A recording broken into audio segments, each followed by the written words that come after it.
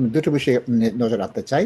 বলা হচ্ছে যে মার্চ মাসে বাড়ির মূল্য এক জায়গায় রয়ে গিয়েছে বাড়া কমার দিক থেকে। আর আরেকটা বলা হচ্ছে যে আমাদের প্রাইসটা নর্থটা বেশি বেড়েছে এবং সাউথে প্রাইস বাড়ছে না।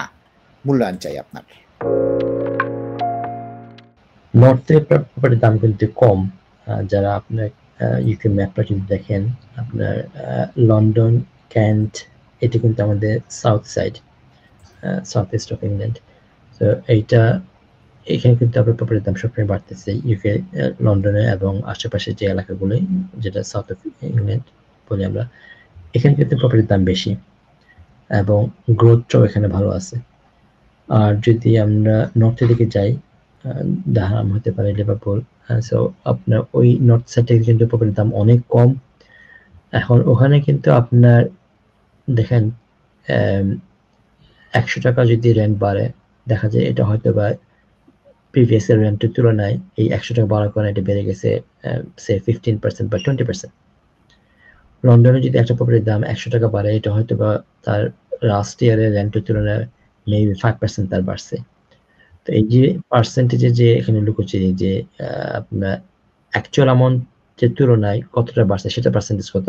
আমি একটু লন্ডনে কিন্তু কমেছে মার্চে। আমি একটু আসি যদি আমি মানে তথ্যপত্রে চলে আসছি। এটা হচ্ছে গার্ডিয়ানের তথ্য। এই তথ্যটা হচ্ছে কবের? 1 এপ্রিল, 2 দিন আগের। যে জিনিসটা হয়েছে সেটা হচ্ছে নর্দার্ন আয়ারল্যান্ডে সবচেয়ে বেশি বেড়েছে। নর্দার্ন আয়ারল্যান্ডে 13.5 বেড়েছে এবং অ্যানুয়াল গ্রোথ 3.9 আছে। স্কটল্যান্ডে 3.9, ওয়েলসে আছে 3.6, লন্ডনে 2% থেকে 1.9 হয়ে গিয়েছে, যার ফলে লন্ডনে মার্চ মাসেটা আপনি পার্টিকুলারলি এটা মানতে, হ্যাঁ, সেই তুলনায় কিন্তু 13.5 এটা কিন্তু অনেক। নর্দার্ন আয়ারল্যান্ডে 3.9 অনেক, তারপর 3.6 অনেক, কিন্তু দেখা যাচ্ছে কি এটা হচ্ছে 13.5 কত হচ্ছে 100,000টা 113,000 হচ্ছে, আর এই 2% 1% কত 500,000টা বাড়তেছে। এটা 500,000 2% বাড়তেছে, যার ফলে এখানে কিন্তু ওই জিনিসটা মাথায় রাখতে হবে। প্রাইস তো এমনিতেই বেশি, এটা 2% আর ওটার 3.9% কিন্তু অলমোস্ট সেম। সুতরাং এখানে পার্সেন্টেজ দিয়ে কিন্তু সব সত্য বলা যায় না। আর আপনার ডিসেম্বরে আপনার প্রপার্টির দাম ট্রানজাকশন একটু কম থাকে, এই কারণে আপনার মেইনলি আপনার ক্রিসমাস হলিডের কারণে। আর এই বছর মার্চে আপনার যেটা হয়েছে যে স্ট্যাম্প ডিউটি কিন্তু আপনার চেঞ্জ হইতেছে 1 এপ্রিল থেকে 1 মার্চের জন্য। তো সেক্ষেত্রে দেখা গেছে যে আপনার স্টিল এটা আমাদেরকে অনেকে জিজ্ঞেস করছে যে মার্চ মাসে কি আপনাদের ট্রানজাকশন বেশি হয়েছে কিনা, বা স্ট্যাম্প ডিউটি চেঞ্জের কারণে কি লাস্ট মিনিটে অনেক মানুষ প্রপার্টি কিনতেছে, এই ধরনের জিনিস আমরা ফেস করছি। এই খবরে সেই জিনিসটা দেখতে পাচ্ছি। হ্যাঁ, তো এইটা কিন্তু আমরা এক্সপেরিয়েন্স করিনি। আমি ব্যক্তিগতভাবে আমাদের প্রতিষ্ঠানের এটা দেখিনি যে আপনার মার্চ মাসে এসে just because of the stamp duty there is a rush, মানুষ এটা এইভাবে নেয় নাই। তো এটা পত্রিকাতে আপনি যদি দেখা দিতেছেন যে সব জায়গাতে এই জিনিসটা এরকম হয়েছে, লন্ডনের যে আপনার প্রপার্টির দাম বাড়ে নাই মার্চ মাসে।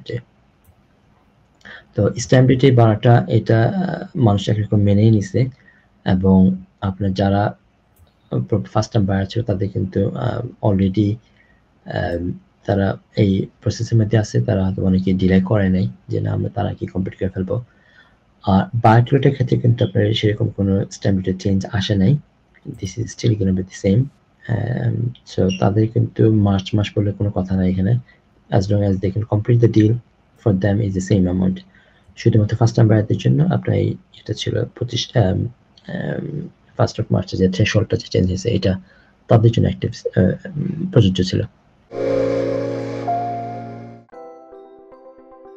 Are you investing in property or looking to buy your first home? Beneco Financial Services offers straightforward mortgage advice, given freely and without obligations, with a dedicated team of highly qualified and experienced mortgage advisors. Whether you are a first-time buyer or an experienced landlord, we have the right mortgage solution for you.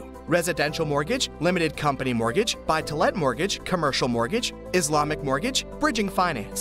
To book your free consultation meeting, call us today on 0208 050 2478.